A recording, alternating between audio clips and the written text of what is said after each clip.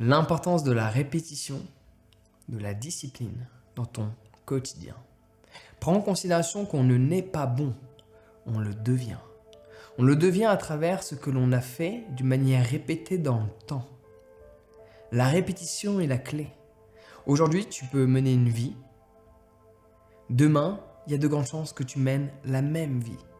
Dans une semaine, il y a de grandes chances que ta vie soit exactement la même. Peu importe le temps que tu prends. Parce que la répétition se fait dans un temps long. Évidemment, des choses peuvent changer en un mois.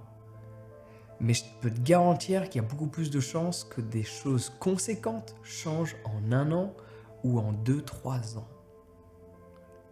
Et c'est la répétition, cette discipline de faire des choses tous les jours qui va te permettre de t'emmener vers un univers, vers un mode de vie, vers une santé complètement différent de ce que tu as là aujourd'hui.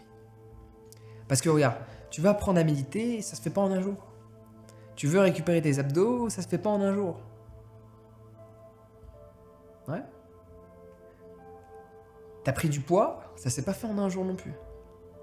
L'aspect positif prend du temps à être mis en place. L'aspect négatif aussi. Il y a cet effet cumulé dans l'ensemble de nos choix. Mais ça, tu le sais déjà. Mais c'est juste un petit rappel et parfois c'est bien de se le remémorer. Prends en considération qu'il y a forcément des choses que tu sais déjà mais que tu n'appliques pas.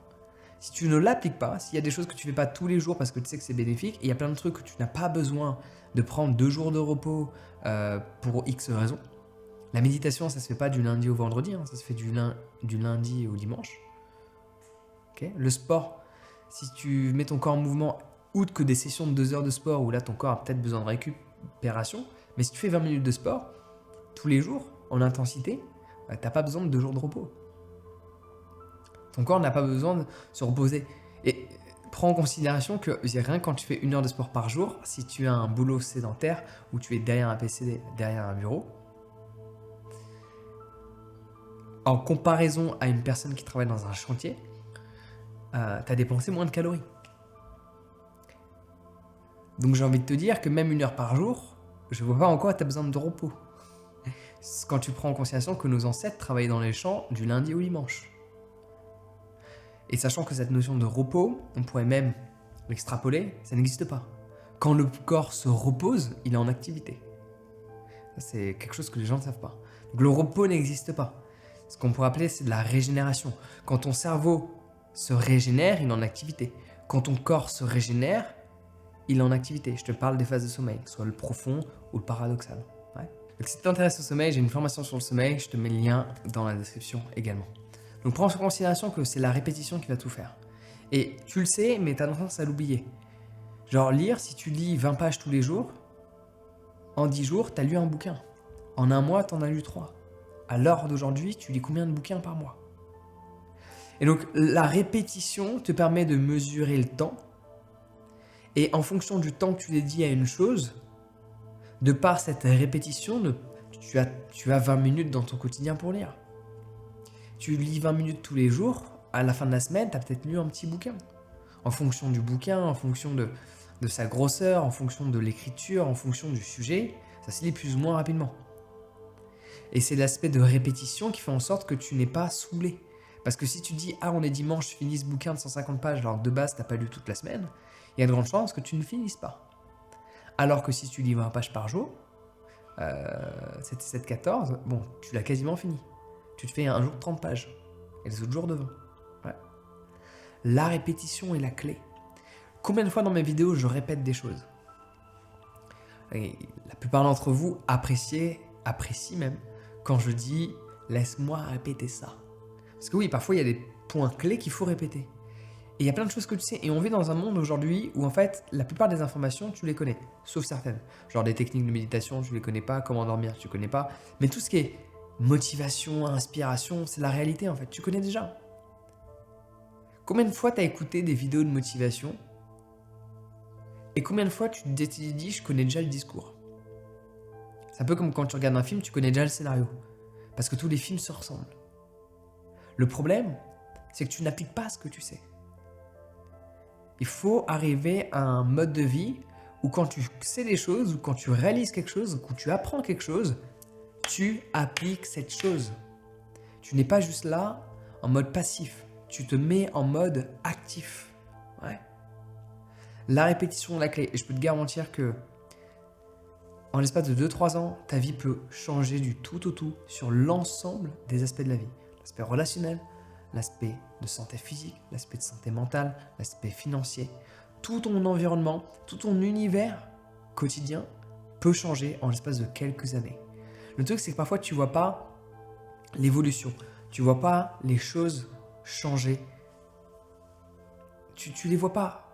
Parce qu'en fait, un jour ne change pas les choses. 2 jours ne changent pas les choses. Mais 100 jours commencent à changer les choses. Déjà, si tu apprends, rien que de passer tu sais, on t'a souvent parlé de l'aspect des 10 000 heures comme étant le niveau d'un expert dans un sujet. Ok, mais tu sais que la plupart du temps, si tu veux en savoir plus sur un domaine que la plupart des gens, il faut juste passer 100 heures. Si tu passes 100 heures à apprendre un sujet, donc 1 heure par jour pendant 100 jours, ou une demi-heure par jour pendant 200 jours, ou 15 minutes par jour pendant, que je me cours pas là, c'est 300 ou 400.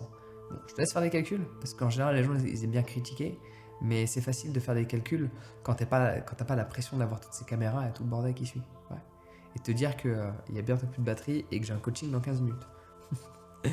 tu vois là où j'en ai arrivé. Bon, prends en considération qu'il faut répéter les choses dans un temps. Donc j'ai une technique que je vais te partager, qui est vraiment super impactante et qui m'a aidé et qui, je sais, a aidé beaucoup de personnes parce que je l'ai partagé à un moment donné dans une de mes conférences. C'est de te planifier et de t'engager sur une durée plus longue que le temps soi-disant nécessaire pour accomplir un projet ou un objectif. Exemple, on te propose une technique pour avoir des abdos en 1 mois. Fais-la 3 mois.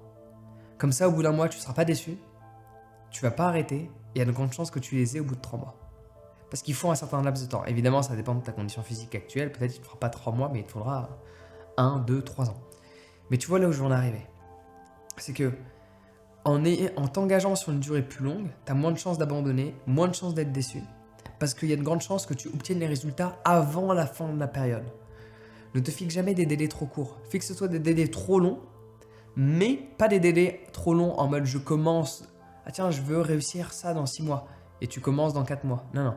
Je veux réussir ça dans 6 mois et je commence aujourd'hui à le faire tous les jours. Il y a une grande chance que peut-être tu l'obtiennes en 3 mois. Et là, tu crées un autre projet pour ne pas avoir ce pic de descente de la montagne. Tu es sur une montagne et tu vas en voir une autre. Et c'est ce qui crée cette palpitation de la vie, c'est ce qui crée toutes ces expériences de vie qui font en sorte que la vie est fun. Ouais. D'où l'intérêt de ce livre qui est sorti, que tu n'as sûrement pas encore lu, parce que j'ai eu les chiffres et vous êtes nombreux à l'avoir lu et vous êtes très nombreux à ne pas l'avoir lu. Donc tu regardes ces vidéos, qu'est-ce que tu fais en fait? N'essaie pas, fais-le.